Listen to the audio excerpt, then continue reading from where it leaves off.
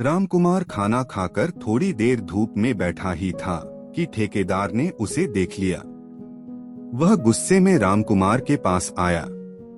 उसे देखकर रामकुमार उठकर ईंटें उठाने को चल दिया।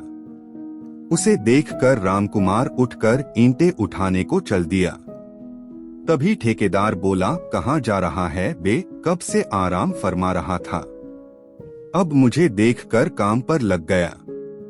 रामकुमार सकपका गया। वह बोला, नहीं मालिक, बस अभी खाना खाकर 2 मिनट धूप में बैठा था, बहुत ठंड है। ठेकेदार ने उसे घूरते हुए कहा, अगर धूप ही सेकनी है तो घर जाकर सेक, यहाँ काम करने आता है या धूप सेकने? तेरे आधे दिन के पैसे काटूंगा।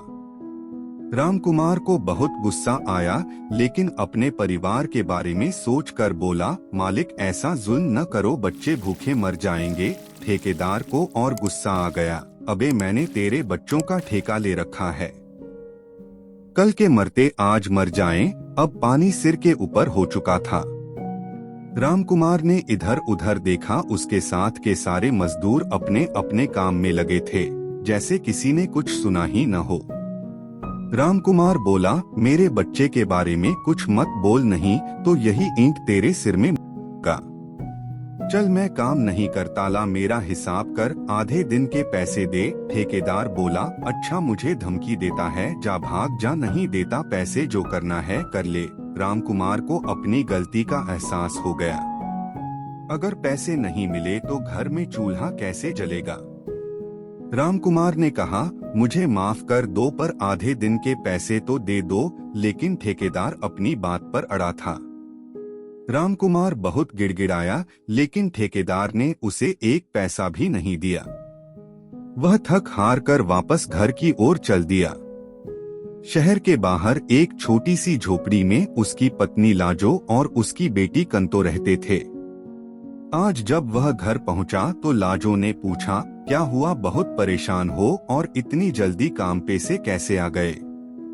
रामकुमार ने कुछ नहीं कहा, वह बस इतना बोला, कम खत्म हो गया, कल से कहीं और काम देखना पड़ेगा। वह बाहर पड़ी टूटी सी खाट को धूप में खिसका कर लेट गया। पास ही में कंतो खेल रही थी। जब उसका ध्यान अपने पिता पर गया तो वो उनके पास आई, बापू तुमने कहा था कल बाजार चलेंगे, आज मैं भी आपके साथ चलूंगी। यह सुनकर लाजो भी बाहर निकल आई, हाँ जी, आज जल्दी आ गए हो तो घर का राशन लेने चलते हैं। घर में कुछ भी नहीं है, पकाने को परसों सामान लाए थे, 2 दिन चल गया। रामकुमार सोच में पड़ गया। फिर वह बोला, मेरे पास पैसे नहीं हैं। ठेकेदार ने बेईमानी कर ली, मुझे आज पैसे ही नहीं दिए। लाजो सिर पकड़कर बैठ गई, हे भगवान, अब क्या करेंगे, कहाँ से खाना पकाऊंगी, हम तो रह लेंगे लेकिन कंतो भूखी कैसे रहेगी? रामकुमार करवट लेकर लेट गया। उसके पास इस सवाल का कोई जवाब नहीं था। शाम होने लगी तो रामकुमार चारपाई को झोपड़ी के अंदर ले गया और एक पुराना सा कंबल ओढ़कर लेट गया। लाजो बाहर बैठी थी। कुछ देर बाद वह कंतो को घर का ध्यान रख, यह बोलकर कहीं चल दी। पास ही में उसकी एक सहेली रहती थी। वह उसकी झोपड़ी के पास पहुंची तो वह बाहर ही मिल गई। लाजो बोली, बहन थोड़ी सी मदद कर दो, आज उनका काम छूट गया, ठेकेदार ने पैसे भी नहीं दिए। घर में खाने को कुछ नहीं है, बच्ची के लिए थोड़ा सा खाना दे दो। सरिता बोली, अरे बहन कोई बात नहीं, तुम राशन ले जाओ, जो जो सामान चाहिए ले जाओ, पका लेना और सब खा लेना। लाजो बोली, नहीं बहन, बस कंतो के लिए दे दो, हम तो भूखे भी रह लेंगे। सरिता बोली, बहन कब तक भूखे रहोगे, अब पता नहीं तेरे आदमी को काम कब मिले, उससे कह जरा दिमाग ठंडा रखे, नहीं तो रोज चूल्हा ठंडा रहेगा। लाजो को बहुत बुरा लगा, बहन ऐसी क्या बात हो गई तो तुम ऐसे बोल रही हो? सरिता ने राशन का सामान एक थैले में डाला और थैला लाजो को पकड़ाते हुए बोली, बहन मैं तेरी सहेली हूँ, मेरी बात का बुरा मत मान, आज तेरे आदमी ने ठेकेदार से लड़ाई कर ली, उसे ईंट मारने की धमकी दी, तभी उसने उसे भगा दिया। मेरे आदमी ने बताया। वहाँ काम खत्म नहीं हुआ है। लाजो वहीं बैठ गई। हे भगवान, अब क्या होगा? ये तो कह रहे थे काम खत्म हो गया। मैंने सोचा ठेकेदार सारे मजदूरों को कहीं और लगवा देगा। सरिता बोली, बहन हम गरीब लोग हैं, हमें तो सबकी सुननी पड़ती है। ठेकेदार मेरे आदमी को भी रोज गाली देता है, लेकिन सब सुनना पड़ता है। लाजो कुछ नहीं बोली, राशन लेकर सीधे घर आ गई। आज उसे अपने पति पर बहुत गुस्सा आ रहा था।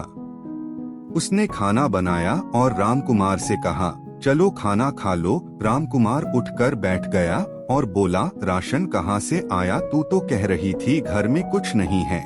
लाजो को गुस्सा और तेज हो गया। वह बोली, भीख मांग कर लाई हूँ। तुम तो लोगों के ईंट मारो, मुझे तो अपनी बच्ची के लिए भीख मांगनी पड़ेगी।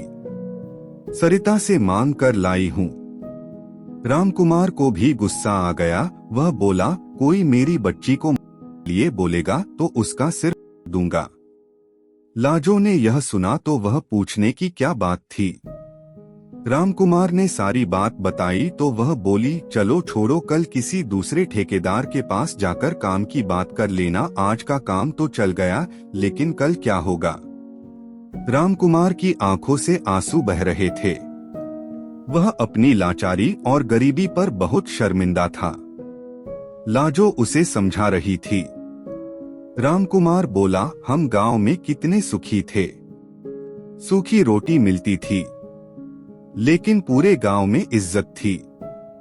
यहाँ शहर में बेइज्जती भी होती है, मेहनत भी ज्यादा करनी पड़ती है और पैसे भी कम मिलते हैं, ऊपर से महंगाई। लाजो बोली, मैं तो पहले ही कह रही थी यहीं रहते हैं, आप ही को लग रही थी। शहर में जाकर ज्यादा पैसे कमा लेंगे। रामकुमार चुपचाप खाना खाकर सो गया। कंतो ने भी खाना खा लिया था, लेकिन लाजो के हल्क से एक निवाला भी नहीं उतरा था। अगले दिन रामकुमार ने काम ढूंढना शुरू किया, लेकिन कहीं भी काम नहीं मिला। वह शाम को घर आया तो पता लगा कंतो को तेज बुखार है। वह उसे डॉक्टर के पास भी नहीं ले जा सकता था। लाजो के पास कुछ पैसे थे तो केमिस्ट से बुखार की गोली ले आया और कंतो के सिर पर पट्टी रखता रहा। जैसे तैसे रात गुजरी, भूख से दोनों बेहाल थे। कंतो का बुखार उतर गया था, लेकिन वह बहुत कमजोर थी। रामकुमार सुबह उठकर उसी ठेकेदार के पास पहुंच गया और बोला, मालिक मेरे से बहुत भूल हो गई, माफ कर दो, वापस काम पर रख लो। ठेकेदार बोला, नहीं भैया, कल तुझे गुस्सा आया और तूने ईंट मार दी तो मैं तो मारूंगा। एक काम कर, मुनीम जी से अपने आधे दिन के पैसे ले जा और मेरा पीछा छोड़। रामकुमार पैसे लेकर घर आया। पैसे लाजो को दिए। लाजो कुछ सामान ले आई और कंतो के लिए थोड़ा सा दूध ले आई। रामकुमार बोला, लाजो चल, इन बचे पैसों से गांव चलते हैं। वहां इज्जत की 2 रोटी तो मिल ही जाती थीं। कभी भूखे नहीं सोना पड़ा। यहाँ दिन रात मेहनत करके भी चूल्हा ठंडा पड़ा है। लाजो बोली, मैं भी आपसे यही कहना चाहती थी, अपना घर अपना ही होता है। इस शहर में इस झोपड़ी में ठंड में पड़े रहते हैं।